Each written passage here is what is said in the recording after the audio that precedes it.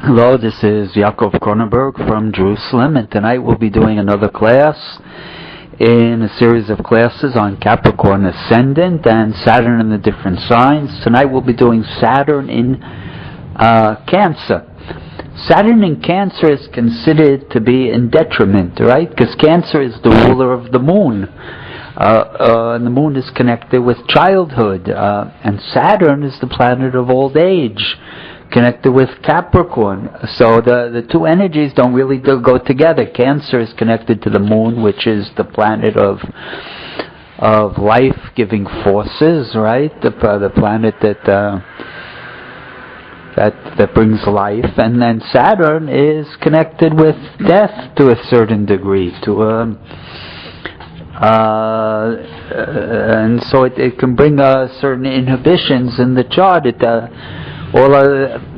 Not always, but if again, everything depends on the aspects to Saturn. We're talking about, if you're talking about a very difficult Saturn in Cancer, so it could bring problems in the home life. It could bring problems with the mother, right?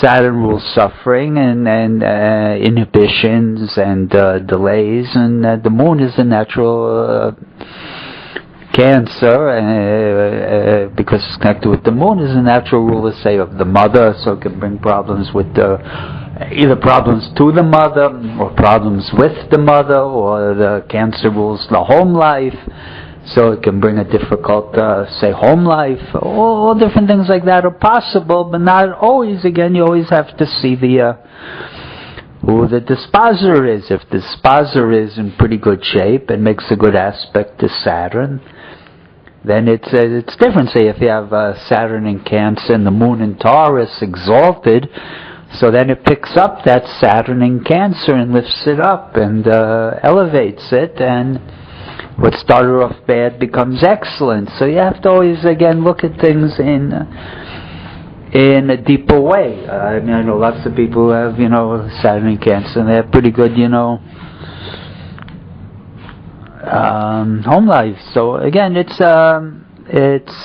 always a thing of degrees. How good or how bad is any aspect. But in any case, when you have Saturn in Cancer in the 7th house, so that's in the house of marriage, in the house of partnerships, so it can always cause it has the ability to, first of all, it makes them, say in a Capricorn chart, when they have the ruler in the 7th, then it becomes important for them they fulfill their destiny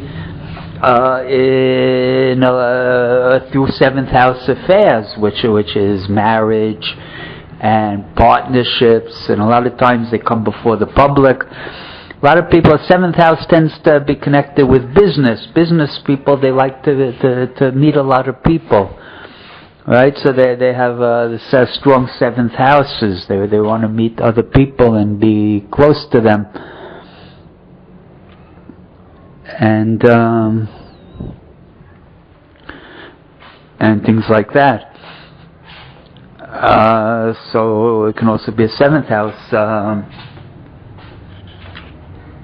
It can indicate business, a person who's in business. But in any case, as there's going to be a strong interest, say a Capricorn with Saturn in Cancer, the main things in their life is going to be, I just did a chart of somebody who's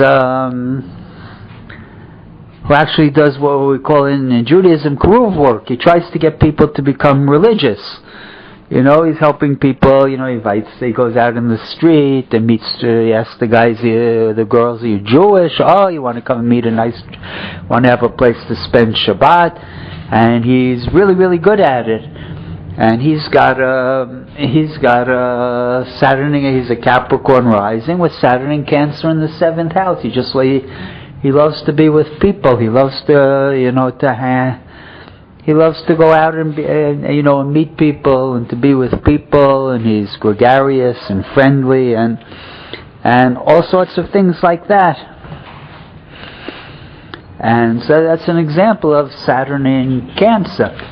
Tonight again, I want to look at somebody else's who has. Let's look at a famous person who has Saturn in Cancer. And his name is, well, he's been dead for a long time, for about 20 years. But in any case, his name is Jack Parr. Americans might remember him. In my age group, he was, actually he was a little bit before my time, but he used to have a late night show in New York. I guess it's still on. And he was like one of the original hosts. And he was, a raconteur and a comedian and a very, very social type of guy. And he ran and so he had Saturn in the Capricorn, with Saturn in the 7th house. Very interested in other people. So every night he would have different guests on his show, and he would talk with them and tell jokes. And that's again the Saturn, the ruler, in the 7th house, fulfilling your career through that. And his chart's very interesting. I just wanted to touch on one or two points in his chart. The first thing is marriage. You see, when you have Saturn in the 7th, it can be very difficult, say, sometimes for marriage. Right? Well, this guy from America, he's got an excellent marriage. He must have 7, 8 kids, and he's got a very nice wife, and they're very happy together. But let's say this. So he had Saturn in the 7th house in Cancer. And but if you look at his chart, it's interesting. He had Saturn in Cancer, and he had it conjunct Neptune. Neptune in the beginning of Leo, and Saturn at the end of Cancer, but they were within about 4 or 5 degrees of each other. And you have to know that when Saturn and Neptune are together, my teacher used to always say that's the aspect of the neurotic. Right, Saturn is the reality principle, and Neptune is, it's always breaking down the reality and dissolving it, and so the person's always having crises and things like that, and it can be as one of the more difficult aspects. But he was a very, very successful man. So it didn't seem to, again, everything has to be taken in degrees. But it's interesting, he was married 3 times. The first 2 marriages were to the same wife. So I'll say they're both connected. He was married he must have gotten married very young. And then they divorced, and then they remarried again, and then they divorced. So if you look in his 7th house, he's got that Saturn-Neptune there. The woman must have been very, very neurotic type of woman that he married. And it looks like they got divorced and came back together. And then if you look at the second marriage, you look to the 9th house. And the 9th house in his chart has Libra there. And he's got Venus in honor in Taurus, together in a tight conjunction with the Sun and Jupiter, and also Mercury is there. He's got 4 planets in Taurus, right, which is in the 4th house, but it's working for the 5th, because it's 5 signs from the ascendant, which is another indication of an artistic career. Since he's got first of all, he's got 4 planets in Taurus, which is a Venusian sign. So he's going to be interested in art and theater, and it's connected with the 5th house. And it's also connected with his home life, right? So it repairs that Saturn, even though the Saturn was in Cancer, since he's got the 2 best planets, Venus and Jupiter in the 4th house, Venus in honor, his second marriage lasted, second wife, his third marriage, but to his second wife, it lasted 61 years, which for Hollywood, that's, maybe a world record or something, for people in the artistic business. And so he had a beautiful 4th house.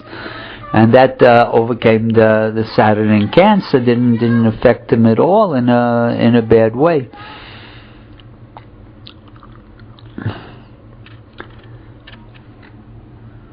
And so it's interesting. You always have to take so many things into account when you're doing a horoscope. And I thank everybody for listening.